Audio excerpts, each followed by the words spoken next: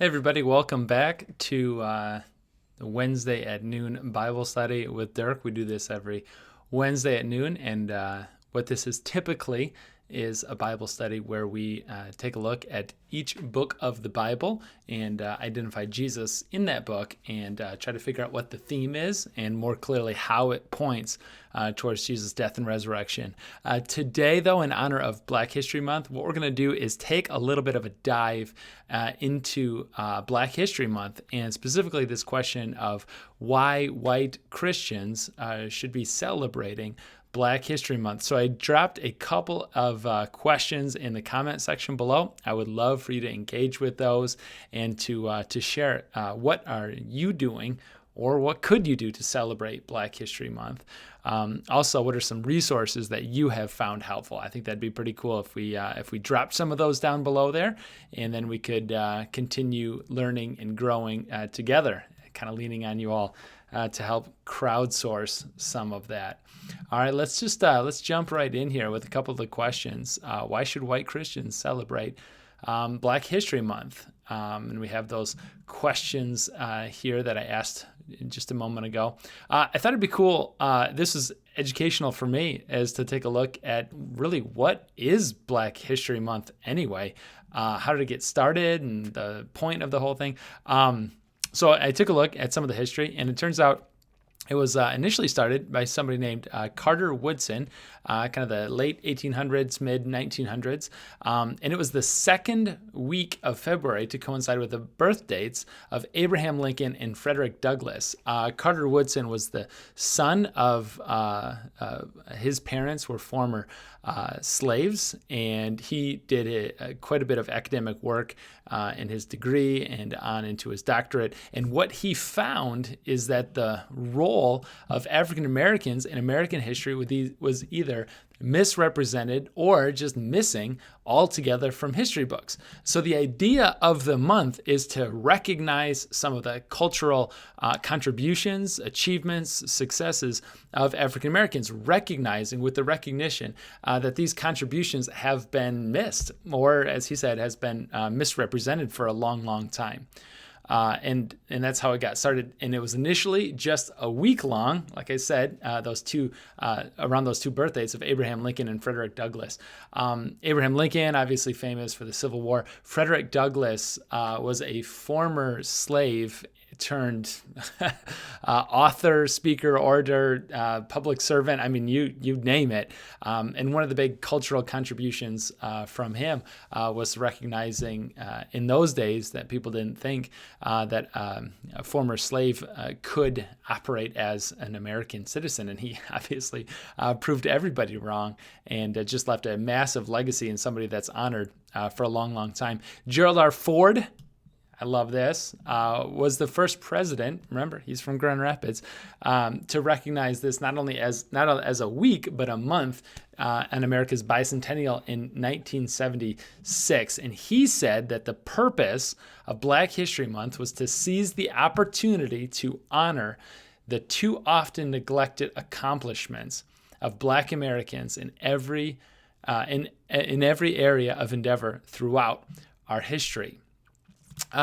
So I'd like to move into, I guess, what could be a bit more of a confession time. The month has been difficult for white Christians, I think, to really wrap our minds around. One of the big questions is this, that we ask, and I know I've asked implicitly or explicitly, who is the month for? I think that's a good question, because sometimes we ask, like, we'd answer the question, who is the month for, with like, well, it's Black History, so it's a month for African Americans. And sometimes as white Christians, we let ourselves kind of just ignore it and think, well, it's not for us, it's for somebody else.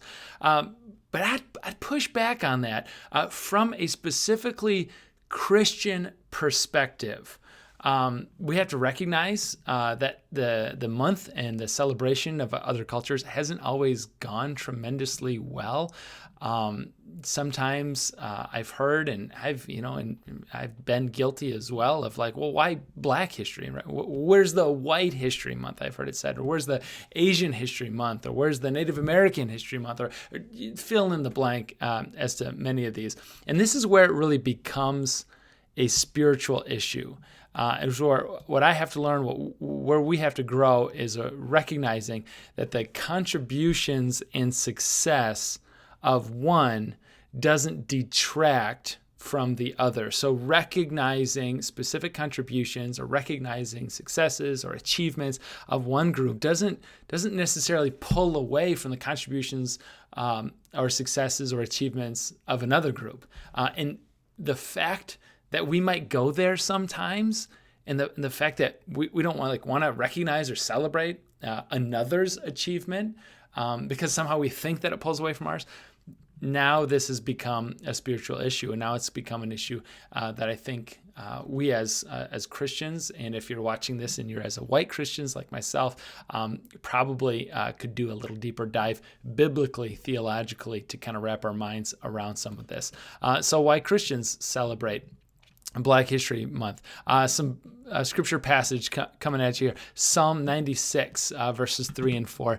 Declare his glory among the nations, his marvelous works among all the peoples. For great is the Lord and greatly to be praised. He is to be feared above all gods. Now, in those days when that was written, all gods, every land, every nation, every people group had their own God. So when there's this recognition of above all gods, it's this recognition that there's these different people groups all around the world, different nations, and God is the God above all of these together.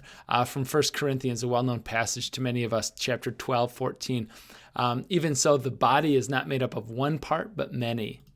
So the body, if the whole body were an eye, where would the sense of hearing be? If the whole body were an ear, where would the sense of smell be?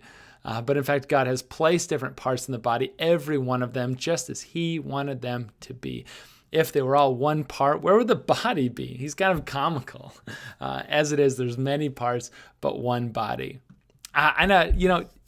Like a simple level, it's just that recognition of, listen, if we were all one part, where would the sense of smell be? If we were all an ear, where would the smell be? If we're all an eye, where would the taste be? We have this recognition for us as Christians, I think, to recognize that we're better in recognizing our diversity. We're better in recognizing that every part has a different role to play or different function or different identity, and that it wouldn't be good to kind of all blend together as an eye or a foot.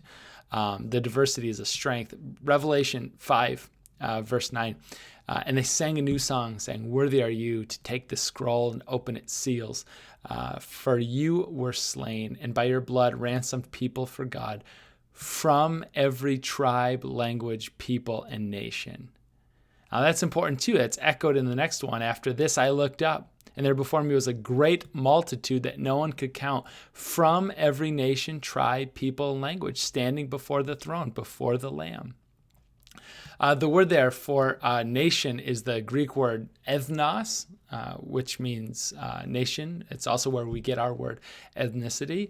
And honestly, church, this is something that I just want us to recognize, I guess, as a basic starting point to come from the platform of God sees the different parts of the body. God sees the different nations. God sees different languages gathered before his throne. God sees our different ethnicities.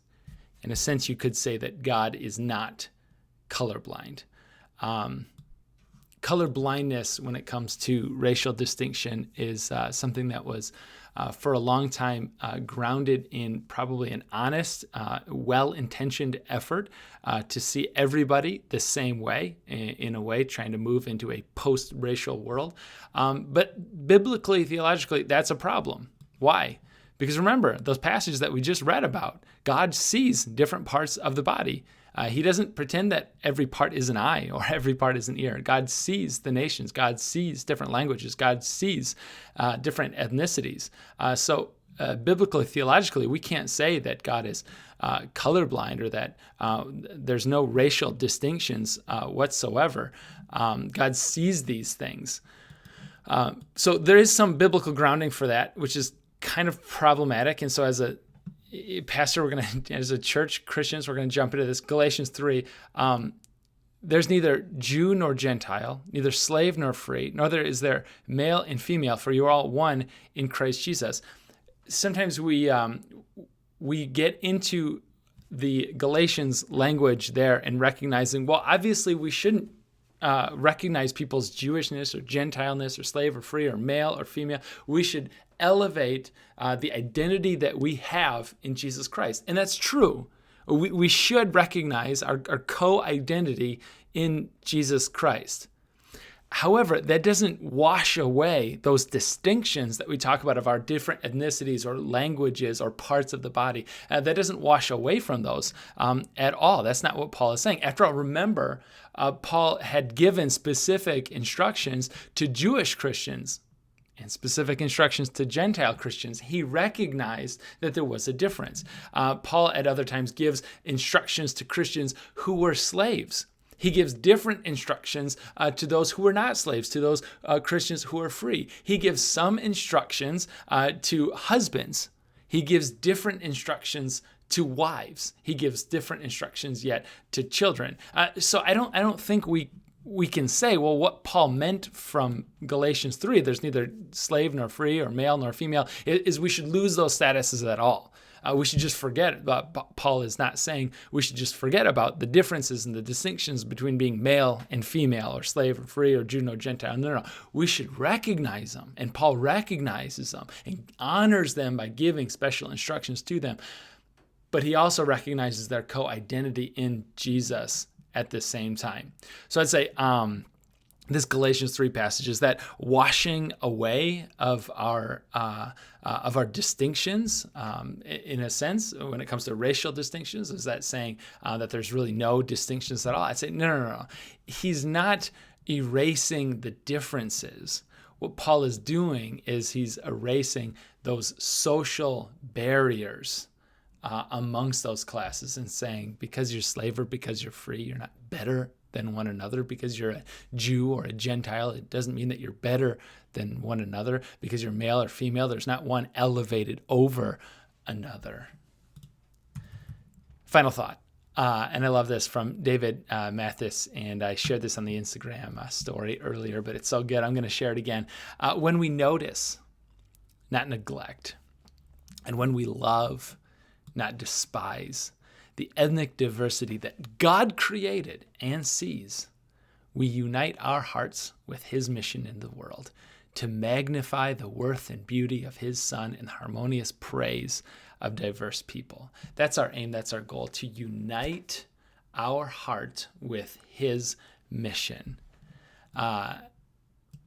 We celebrate, Christians celebrate, even white Christians celebrate Black History Month because a Christian celebration of ethnic diversity is a frontal attack on the dragon of human pride.